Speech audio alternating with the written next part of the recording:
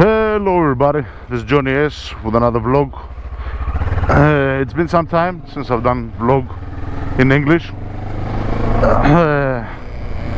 There has been quite a few things that I felt a little bit more comfortable in sharing in Greek, and because I started those certain subjects in Greek, I thought I'll finish them in Greek, so there's a continuation.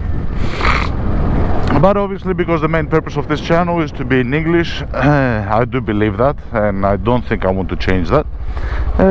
Obviously, there was a point of time that I would have done the things in English as well. So, to my non-Greek speaking friends, when you do see a couple of videos in Greek, do not worry, they will be for sure be recorded also in English. The vice versa is possible. It's much more possible for me to do an English video and not mention it in Greek, rather than mention something in Greek and not mention it in English. So we're going to get into today's discussions, which is going to be basically like a general discussion about my bike. As you can see, I'm on top of a Kawasaki ER6-n, which is not our R6, fair enough. And I'm gonna give a little bit of heads up why that is, what's going on, and so forth. A little bit of an update about me, and so forth. We're going for a nice, easy, chill out ride. No specific destination. So yeah, let's have an intro, and then we'll get into the topics. It's a multifaceted sort of topic discussion today. I don't know if I'm going to mention all these things in the title, but yeah, we'll see how it goes. So it's a little bit windy today. Another thing is that when I make vlogs on the Kawasaki, I get much worse sound.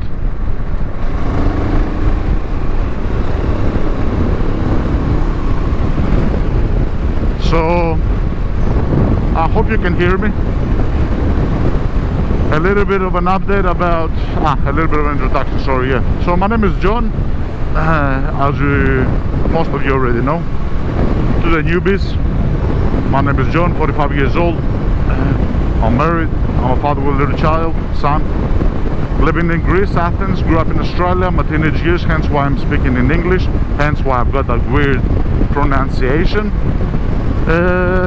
I own, at the moment, currently, I've got a Yamaha ER6 2006 model. That's my bike, and this is my wife's bike, the Kawasaki ER6-n. So that's the little bit of introduction about me. Now, as far as an update, we had multiple issues in relation with our recordings. The GoPro camera had multiple issues. It was not recording properly. There was an issue with the microphone. There was an issue with this, an issue with that. Multiple issues. I have changed the microphone, so you might be able to tell in the camera also, because the cable from the outside is not wide anymore. So I used to have a white cable here, which basically was a short microphone inside the helmet, which was attached to a short extension, and that's what the internal setup was. But there was a lot of screeching sound. Sometimes the contacts were not working as desired, and that could be because there were multiple connection points, you know what I mean? So I replaced the whole microphone inside. I put another one, and this cable that can be seen from the outside is the actual microphones. I did do a recording, and it recorded only mono sound. So some microphones that are only like mono, that depends, and you can tell them on the RC jack whether they have 1 line, 2 line, 3 lines and all that. 3 lines is microphone and headphones, 2 lines is stereo, 1 line is mono. This one, even though there's 2 lines on the RC jack, it only recorded from 1. Nevertheless, because there was no breaking on the sound, and it was actually, as far as the volume goes, in comparison to the outside sound of the wind and everything, was good. I actually replicated the sound from the left hand side to the right hand side. The result, which can be heard on the last video that I did, was actually better than the old microphone. So even in the worst case scenario that it does only record from one side, I'm just going to replicate. So that's a little bit of an update as far as the setup goes. At the moment we've got a new microphone in that we're testing, and there's another couple of tests that I think I might do. We'll see how we go, we'll see where we go for our ride, if we have some place to like chill out, stay a little bit. If we do have the place to stay and chill, I might test a couple of things when it comes to the Insta360. Basically, just to let everybody know, I know there's a lot of people that are interested on the camera setup also. It's not just the bikes, you know what I mean. I had a guy ask me, you know, what model is your GoPro? Hero 9. I told him, yeah. So I mean, obviously people are interested, and I'm all, you know, this, like I said, because I'm not doing this as to make money. I don't care. I mean, it's not a competition for me.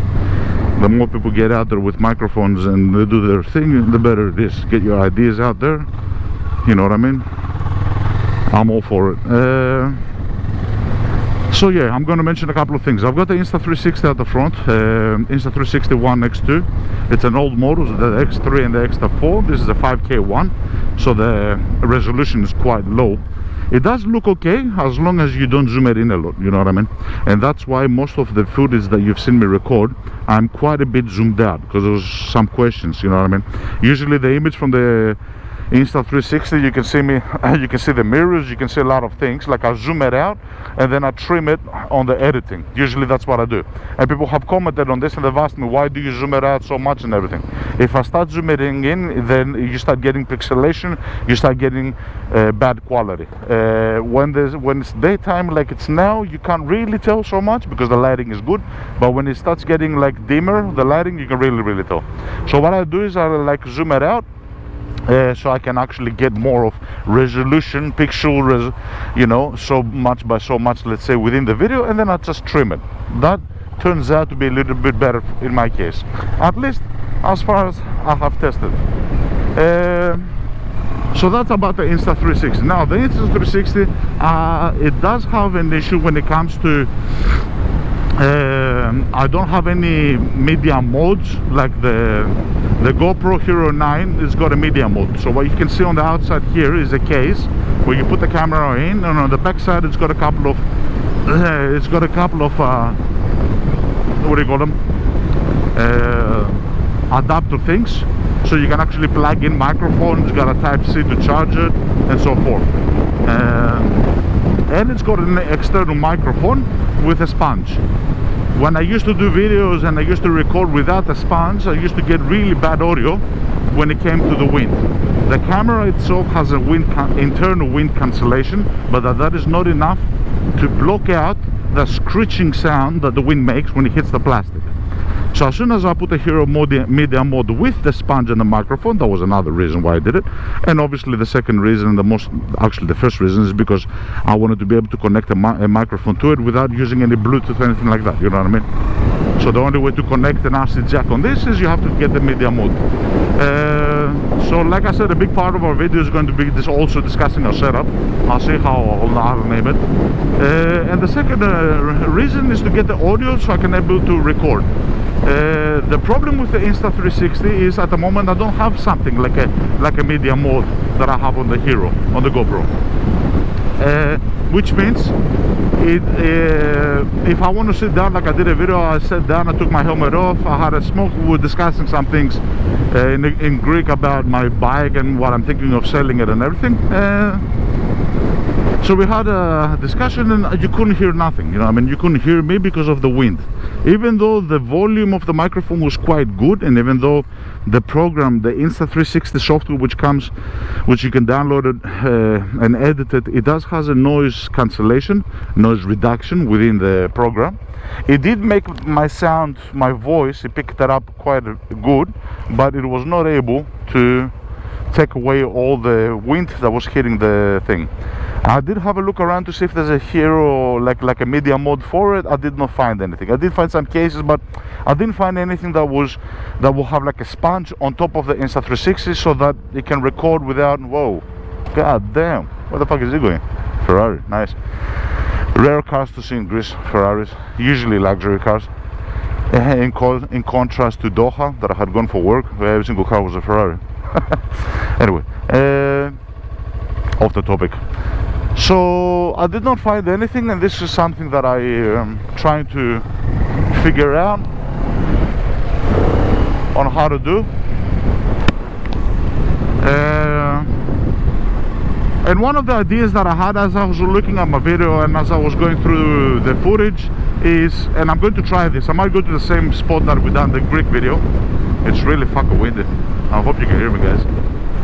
Jesus goddamn Christ. That's another thing with my R6, the audio, I don't know if you've noticed that also, I think it's quite noticeable. The audio quality when I'm on the bike, even if it's windy, it's much better than the Kawasaki. And that's a testament, because some people say, you know, when you have a naked bike and you got a big visor, it blocks out more of the wind. Not really. It's the Aero Dynamics. It's a combination. Obviously it's the height, it's the size, but it's also the design. The R6, because it blocks a lot of things, the air doesn't come from the sides. Like this one now, it comes from here and it pushes upwards. It creates a circular thing. The R6 is just something that blocks it out. And the aerodynamic, as the wind goes up, kind of, you know, pushes it. You can hear me better.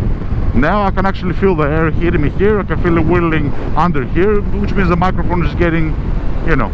Anyway, that's something that I've noticed. I hope you can hear me. They're moving something for sure. And one guy's got the table, one guy's got the some things.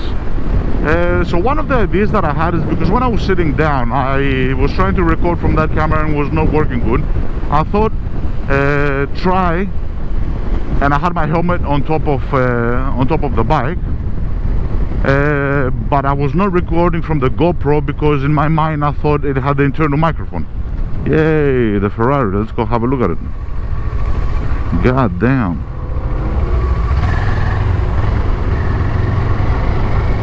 Fucking beautiful.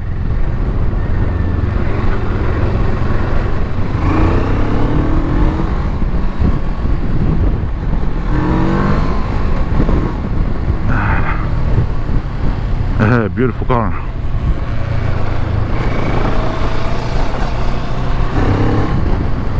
We'll probably go down on the right hand side here. So yeah, I'm going to try a couple of setups. One of the ideas that I had is that I'm going to try now. We'll see how it goes. It might turn out shit, but one of the ideas that I had was, why don't I use the GoPro media mode microphone in order to record, if as people are looking at me from the Insta360. So that was one idea. Yeah, we'll spin the back around as we usually do. This is nice, and we don't have to go so much back. I think going here is a little bit better.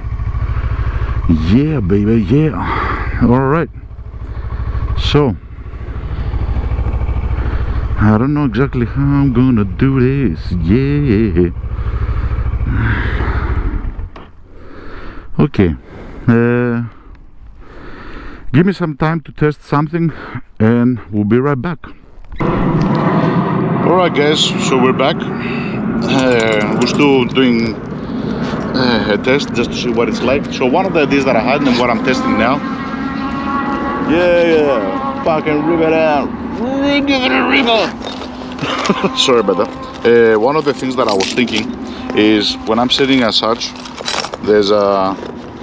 I was trying to use the Insta360 sound microphone, as I explained, but because of the audio sound was really bad. And the reason why I did this is because my Hero camera was connected to the internal microphone. So I thought the internal microphone is not going to be able to pick up my voice when I am at such a distance from outside of the helmet. Therefore, I'm going to use the Insta360. The Insta360 sound was tragic, even though I did, like I said, use the software noise reduction and everything. And then as I was looking at the video, it clicked into me, because from the last video you can actually see the Hero Pro on the side of the shot. I was looking at the Hero Pro and I was looking at the sponge on it, and I thought to myself, yeah, okay, you're a fucking idiot. Like, why don't you just pull the goddamn microphone out and utilize the camera that is just sitting on the side with the external microphone? So this is what I'm going to try to do now. You're going to be watching me from the Insta360, but the sound is going to be recorded from the outside Hero media mode of the Hero 9 of the GoPro.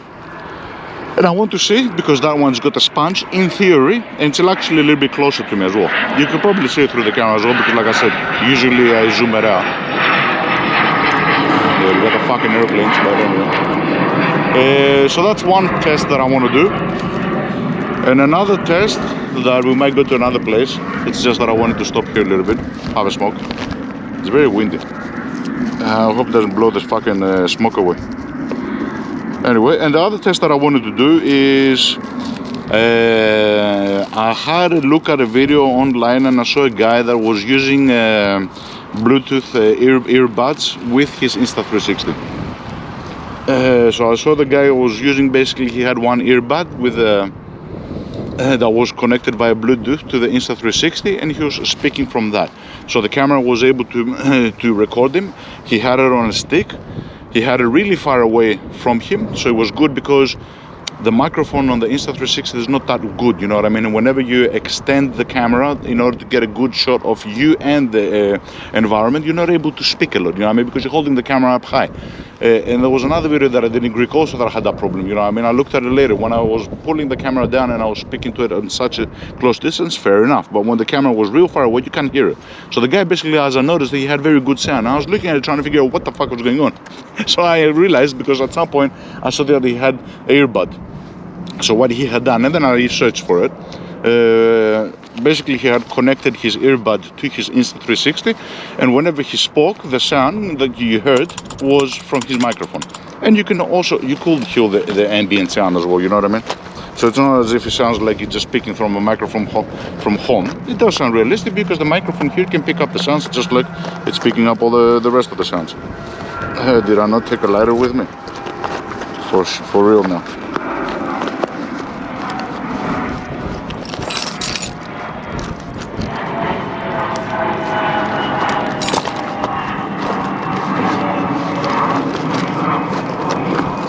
Where the fuck's the lighter? Ah, here it is. Yeah, my mind's all over the place. Fucking hot. Actually, I might take the fucking jacket out. I might take the jacket off because it's getting fucking hot. And if we're gonna sit here for quite a while, I want to be as relaxed as possible.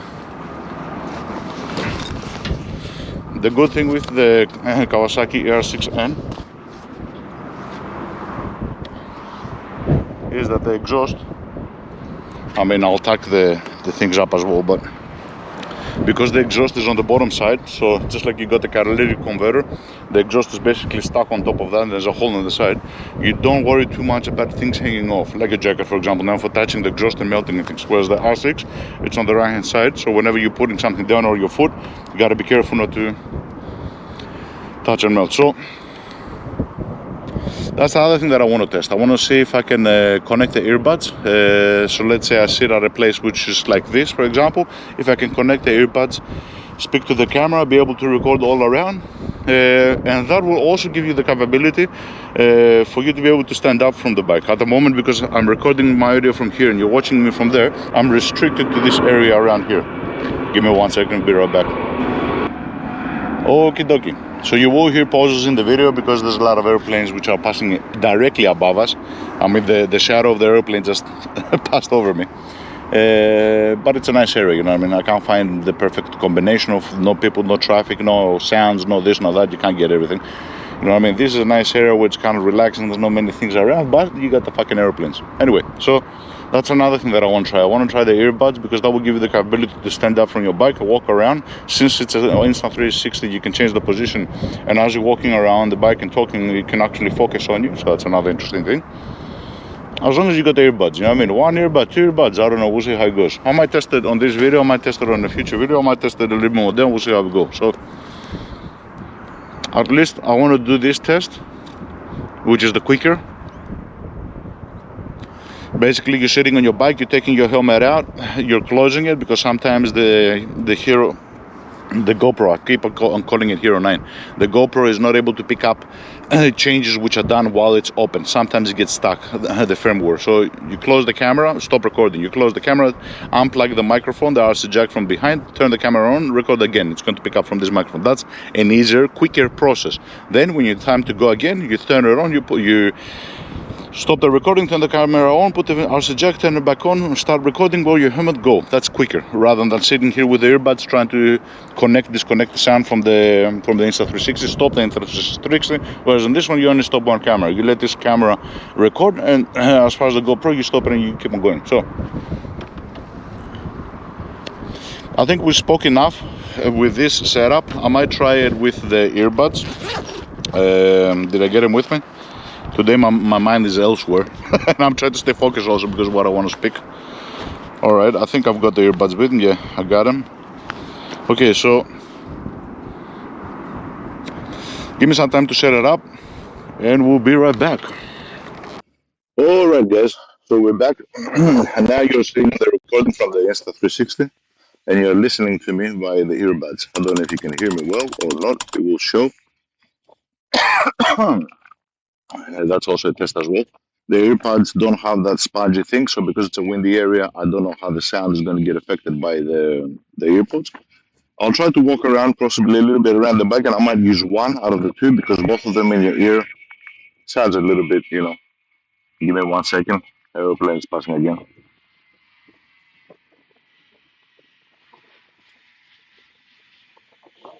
Can't hear this one. Ah, I cannot hear this one because I've got the earbuds on. Okay, so I think this is a good enough test with both of them. I'm going to try with one of them. Having both earbuds on, you can't really hear what's going on around you because they got noise cancellation. They got the suction cups. It's still connected. It's still recording, so I'm guessing it should be alright. Let me just get off the bike.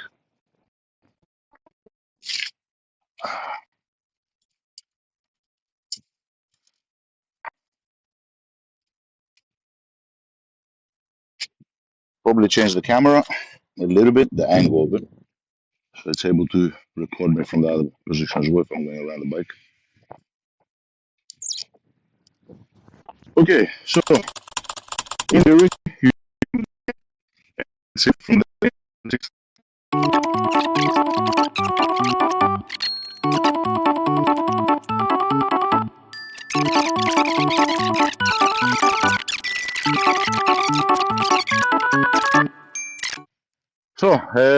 so it's going to be a little bit of an update. Like I said, we talked about the Insta360. Now let's get a little bit to the topic about my R6. My R6, I don't have it with me, as can be seen. The reason for that initially is because I did notice a couple of things that I wanted to take it to the back mechanic and ask him and get him to check them out for me. And one of them being something that I tried to do on the R6, which I kind of fucked up. So basically what I was trying to do is change the grips. The handle grips, I had more than some which were not such good quality. They were soft grips, and in my mind I thought, get the soft grips so it's actually more comfortable on your hand, especially on the Super Sport because you're pressing it. It was the wrong decision because the soft grips, they became morphed, they became deformed, they got really stuffed up from the sun, they really got roughed up, the color like it looked great. Shit, because it was low quality, on the side cheap grips. So I got some good ones from Puig, which is a good company. It's like Barracuda, it's a very well-known company. They are medium to hard, let's say, which is basically like the factory ones. I thought put them on and stop fucking around with the grips and shit. I tried to take one of the bolts from the actual end bar weights off, and the whole bolt broke in. You know what I mean? I didn't put too much pressure onto it, but even that little pressure that I put in, I twisted it around, it actually broke. And I had to take it to the mechanic because I didn't have the end bar, the weight at the end. So I took it to him and I told him, yeah, I know I fucked up. This is what I did. And as I'm bringing them back to you, can you also check a couple of things? So he did.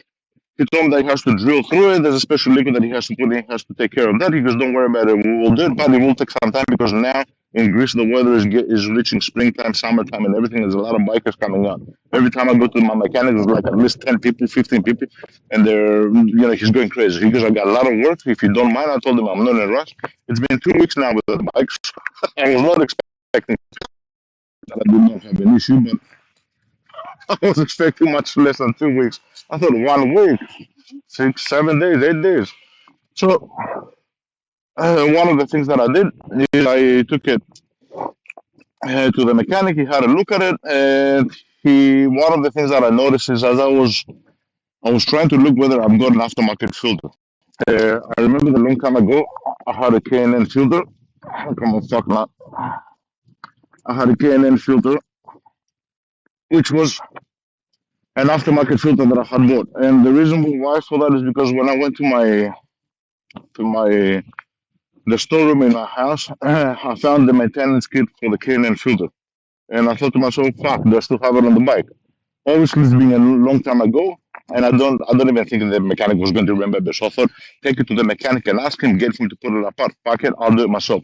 Took the tank out, I lifted it up, I had a look underneath, I opened the airbox, I had a look at the filter, and it was a factory one. So obviously, long time ago, I had a K&N filter that at some point of time, I must have told the mechanic, take it out, take it the fuck out, because one air filter is not going to make a difference.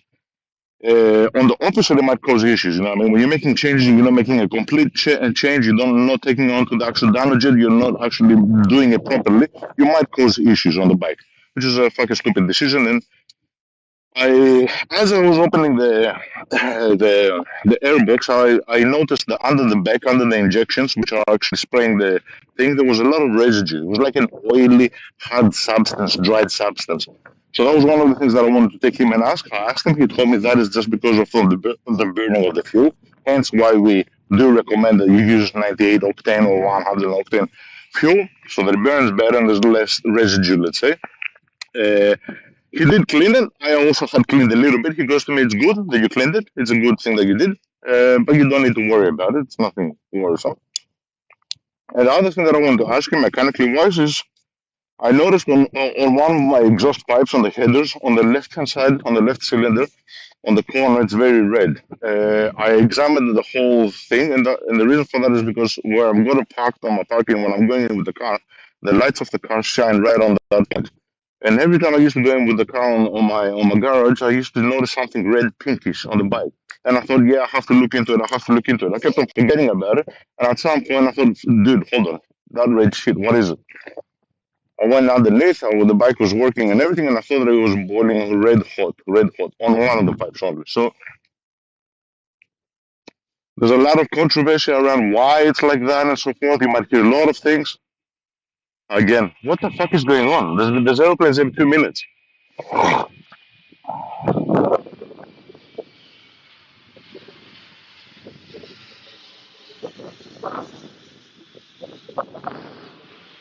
Jesus Christ. That was a loud bitch. Have a nice trip. Bye bye. So I took it to him and I asked him. Now, the reason for that, I'm going to give the explanation because, like, when you go online and start searching for shit, you hear a lot of million of fucking opinions. Everybody's saying their own shit and nobody really fucking knows. The mechanic told me, you're running lean. Okay. A lot of people think when you're running rich, meaning more fuel, that it's going to increase the temperature because in their mind they're thinking more fuel, more combustion, more temperature. That's not the case. It's the opposite.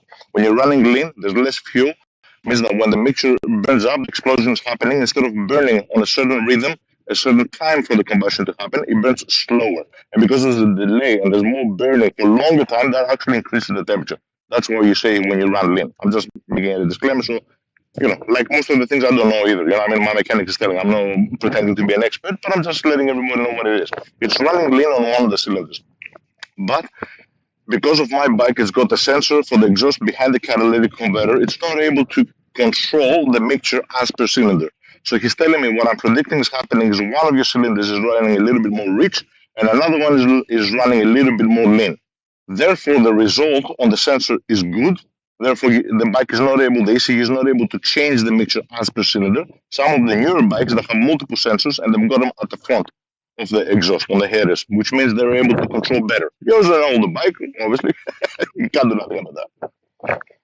So he's telling me that you can't do much about that. Do not worry about it. That was his advice. In the worst case scenario, if it gets so much hot to the point that it makes a hole, we're just going to replace the fucking headers because it's much cheaper than actually fixing it. And the way to fix it is actually get a dyno tuned. You know what I mean?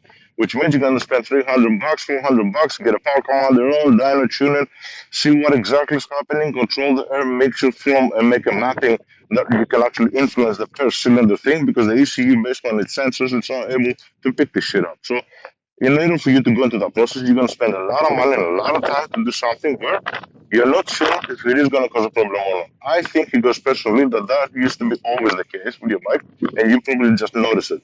Also, he goes to me when you make changes like putting an air filter, like you had done a long time ago, you're making the mixture again more lean. The bike is able to fix a certain things, but it's only able to fix certain things to a certain extent. Okay, there's a there's a short there's a short term variable and a long term variable. So he told me that that's why we say usually don't do changes to your bike unless you actually get a dyno tune. You do it properly. You know, I mean, putting a slip on only on the thing, changing, putting an air filter, putting this, putting that. You're not doing it properly, and you're not getting the measures. So he goes, you could have influenced it. Maybe one of the cylinders was running a little bit more lean, and you put in an air filter and only an air filter. You actually made the mixture less lean. Also, I had a problem with the exhaust valve. The exhaust valve also controls the flow and exhaust. You removing the exhaust valve and having the butterfly sort of switch always on the open thing, that could also affect the thing. Also, he told me that you change the gear ratios. You put -1 plus on the back. So your engine is running hotter. If there was a more lean, let's say, consumption on the cylinders and you're running your bike a lot hotter than a lot of higher revs, then that could also affect it. So he goes, when you do shit like that on your bike, that's why usually mechanics are against you doing it unless you do it properly. You get a dial tune, you put a power commander, you make sure that everything is proper. And usually they say, don't put just a slip-on, put a whole exhaust, like a full system, so that you're benefiting. You know what I mean? If you put a slip-on only, if you put an air filter only, you're not going to get much out of it. So that was one of the other things that I took it to the mechanic and he talked to me about it. I hope you can hear me. I hope it's successful. I hope I don't go home and like last time and can't hear shit. So that was one of the other things that the mechanic told me. And once all the mechanical things, but this has been over a couple of days. Like I said, because it's very busy. I had to go to him. 1 day passed, 2 days passed, 3 days passed. He checked this, he checked that, he checked everything. He did check everything. He checked the sensors also on the catalytic converter, make sure that it's not a faulty component. He goes, it's not faulty, it's just the way that your bike is. He goes, don't worry about it. And the other question that I did to him, and another reason why it's taking so long and the bike is still on the mechanic, is since I went through the process of selling the bike, I've got it on advertised for around 6,000 euro, which is a reasonable price. Not 6,000, 6,500. You can find them from 550 to 500, 7,000 euro around there. My one is in excellent condition, besides a couple of things on the ferries. So I told him based on that, what would you change? You know what I mean? And he told me that there's above the air vent, there's like a cover, like a fairing cover, where Yamaha is very poor quality. You know what I mean? Those break a lot. Your left one is fully broken and the other one is cracked. I would change those first. They're very expensive. So another thing that he told me is basically that after you change those two plastic things, I think they're the most important. So basically, I told him if you were a buyer, what would you notice first? He told me those two. Each one of those plastics is 90 euro from Yamaha, which is fucking tragic because it's a poor quality plastic and a huge fucking price for nothing. Absolutely nothing. I did get disappointed. He found another guy that was selling the set of them for 150 euro. So he goes, instead of buying one because the other one is cracked as well, it might be a possibility. So I told him, order them, make sure they're good quality, because he works with this guy. If he's not happy with it, he can't send it back. So he goes, I'll order them, I'll give you a call if I see that the quality is good, and you'll give me the final okay for us to put them on. Straight away, though, we're 150 euro. And I thought that I'm gonna use the money to like paint the scratches on the right hand side because of the little fault that he had. 5 kilometers, half a meter. He just has a couple of scratches on the fairings, but obviously now I cannot. And the other thing that he noticed is on the right hand side where the bike dropped, I was trying to climb on top of a walk path and the front tire slipped, the bike fallen and slided a bit. So it's like minor scratches. On the right hand side plastic, there's a little piece of plastic which is holding the two fairings together, and there's a bolt through it. That piece of plastic has broken. You can't really tell, but as you're pressing the fairing, you can see it move. So he goes to me, you gotta change that. That's an easy repair if we are able to glue it together with the heating up some metallic elements. If we are not able to do this and we have to do like a special sort of repair, it's going to get more expensive. I am having a smoke here as well, so there's no point in the fucking thing. Give me a moment, we'll go back to our setup, we'll start heading back home. 1 second. And we're back, everybody, to our normal setup. I hope you can hear me from the microphone. I was not able to see whether the connection on the microphone is actually switched, because you gotta turn the camera off and on to the internal. I hope it works. Like I said, it's gonna be a testing video. Let me move also this a little bit to the side. All right.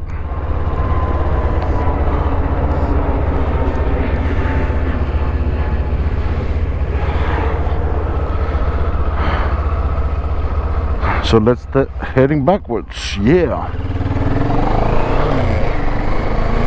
So as I was saying, the mechanic is trying to fix those plastics.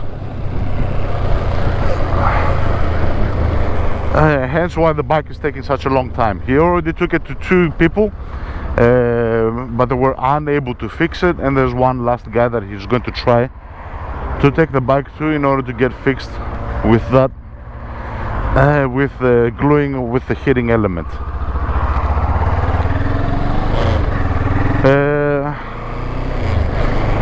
If I'm going to go through the process of gluing the elements with the other methodology, the more expensive methodology, you know, I don't think I'm gonna have enough money to do all these repairs. Anyway, my woman's bike is much more comfortable when it goes over bumps and shit like that.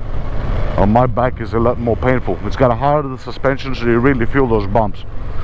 And sometimes I stand my ass off the seat because it's just too much. Fucking, it's as if somebody hits your fucking backbone with a hammer. But then again, you know, each bike has the goods and the bads, let's say. How the fuck? What the fuck are they doing? Fucking people don't know how to fucking drive. Anyway, so that's a little bit of update of the bike. That's why we got it there. The hilarious thing is, as I was leaving the mechanic, he goes to me, "What about painting the fairings? You want me to look into it?" I just fucking laughed at him. I go to him, "We're talking about 150 bucks for the fucking the 2 fairing, the 2 plastic pieces of shit. You're telling me that you gotta repair the other thing because it's a matter of safety as well, you know what I mean? There's 2 pieces of plastic, which fair enough, to the buyer or to I did not notice it, but as you're going through, if air goes in, the whole fairing can come off. It's not holding it together, you know what I mean? It's just aligned, because that little piece of plastic has broken. So it's safety wise, we gotta fix that shit. If you're going to fix that shit, it's gonna take, and also this is without the manual labor, you know what I mean? You're gonna have 150, 20 for the other repair, another 50 for him to do all that shit. I'm gonna spend like 200, 250 fucking bucks, euro. What am I gonna fucking paint afterwards? I ain't gonna pay shit. So I told him, have a look at those things. And the other thing that I asked him to do is, I told him, have a look at the clutch wire, and if it needs to be replaced, do let me know. He did call me up on the clutch wire. He told me that it's on good condition, but it has gotten a little bit old. Also, he told me that there's a lot of residue. He told me, yeah, you must have used at some point of time some like chain grease, which actually makes it worse, you know what I mean? He was right, I did do that. That's silly on my behalf. So I told him, yeah, I did use that chain grease. He goes, don't fucking do that shit. You're not supposed to use chain grease on your fucking clutch cable, you know what I mean? So because of that, he goes, and because, you know, we just want to be sure it's a cheap component, it's not gonna cost you a lot of money, we're going to replace that. So that's another thing that he did. He's gonna buy me a new clutch cable, he's gonna put it, he's gonna lubricate it, and in theory that should also make our clutches a little bit feel a little bit more not lighter. The Yamaha R6s are known to have a hard what do you call it, a clutch cable, and that's because of the springs inside the clutch system. They're quite heavy duty, let's call them, which means that you're not going to be able to, you know, get the feeling that you have on like a hydraulic clutch. But making and buying a better one, a newer one, and lubricating it might give you a little bit more of a smoother, let's say, not easier pull, I will say a little bit smoother pull on the clutch. So yeah, that's one of the things that he said. and this is where we are basically at the moment. The bike is with the mechanic. You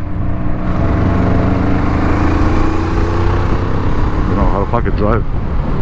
The bike is with the mechanic and we're waiting for him. This has been the 2 weeks, so I think I took it on Monday and this is going to be the third Monday, so we're going on the third week. Hopefully I get a call back. At the moment we're waiting for the parts to come in from the other guy, hence the delay. As far as the clutch cable goes, he has called me up and he has fixed it. As far as the handle goes, he told me that he will fix it, so that's something that it's pending, I'm guessing. And I'm expecting a call now to let me know that yes, I have changed the cable. I have changed the end bar, the problem that you have with the screw, and see basically the conditions of the plastics that have come in from the other guy, because that can also be a possibility, you know what I mean. They're supposed to be brand new, you know what I mean, from the other guy, but because it's not officially Yamaha, you're not sure, you know what I mean. He goes that I have worked a lot of times with the guy, bought many things from him, so we know each other, but you know, you can never be 100% sure. So hopefully those two plastics come in. 150, fuck it, 150, what can you do? There's not much you can do. Fix that, fix the plastic, and then once I get the bike back, because I really miss the fucking bike. I got another friend at work and sorry, got a bad throat. We got this fucking dust shit in Greece. Hey.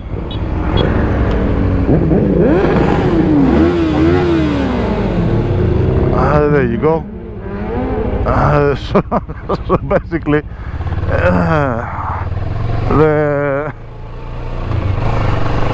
let me give it up.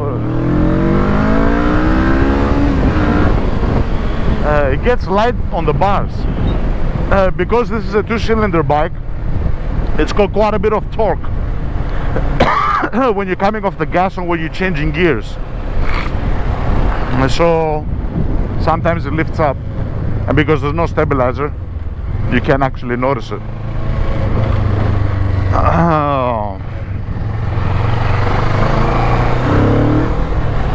Alright, let's relax. We're getting obsessed. We got a good friendly thing, us bikers here in Greece, I think worldwide, but yeah. So I think I actually know one of those guys. I think we're talking with him on the mechanic. Anyway, so that's the thing. And again, my friend was telling me that, you know, stop whinging. You got your wife's bike, you're still going for rides. Don't be a fucking wuss, you know what I mean. I was telling him, dude, it's not a fucking same thing. It's not a fucking same thing, you know what I mean. I do enjoy my wife's bike, don't get me wrong. It's a powerful bike, ER6-n, but it cannot be compared to the Super Sport, you know what I mean. It cannot be compared to the R6. The sound, the feeling, it's your bike, you know what I mean. The way that it turns, the brake. One of the things that I really hated on this bike is the brake. It doesn't have high pressure cables. I told my wife to put some and she's all against it. I don't know why. I told her to put some fucking high pressure cables, you know what I mean. You're gonna be able to feel the brake more sudden, as if you're like your finger is on the brake, you know what I mean. She didn't want it. Anyway, so it's got like a soft feeling to it. I fucking hate that. In comparison to the R6, and I mean super sport bikes got better brakes in anyway, you know what I mean. As soon as I press it, it's like sudden, it's immediate.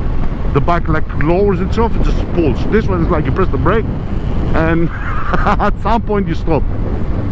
Anyway, so it's not the fucking same thing, you know what I mean. I do miss my bike. I do miss my bike, and in some case I notice it, because in some cases when I'm taking my wife's bike, this bike here, I notice that it kind of feels as if it's like a means of transportation. It's not really going for a ride, you know what I mean. Obviously when you get on the road and the wind starts hitting and everything, you feel good, don't get me wrong. Really bad throat. But it's not the same thing, you know what I mean. Anyway, we'll try to be patient. hopefully we'll get the bike soon.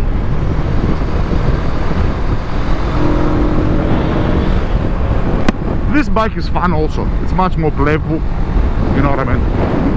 Not that the R6 is not a turn, but it's more of like higher, more relaxed, you know, like, you know, whatever. Each bike is got its own thing, but you know, having your bike is having your bike. Anyway, hopefully all that goes well, and it does not stop there, obviously. Once we do fix all the plastics from the fall, the brake, the cracks and all that shit, there does still remain a component of actually painting the bike. There are still scratches on the bike. What the fuck are you doing?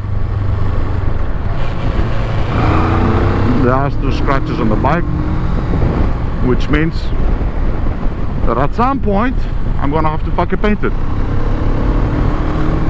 Pay a professional to do the proper job, you know what I mean? I have painted the bike, but it's not means a professional job.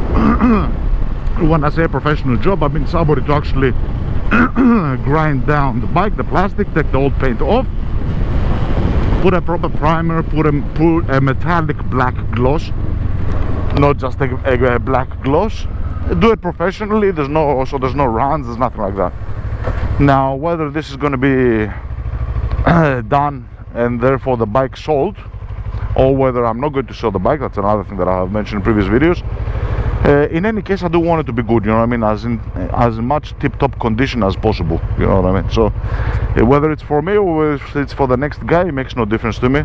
The bike needs to be in tip-top condition, and because engineering from the engine part and the mechanical part and all that thing, it's perfect. I've got the bike in very good condition. It's a shame to have such a perfect machine and not be as perfect on the outside looking at it, because that's important as well, the aesthetic, you know what I mean. And when somebody goes to buy the bike, or even you having the bike, having like a half done botched job, like with running paint and shit, it's not good. It puts the value, it puts the whole thing down on the bike. So this is the other thing that needs to be done. Obviously it will be done at some point of time, but it requires money. Fucking idiot.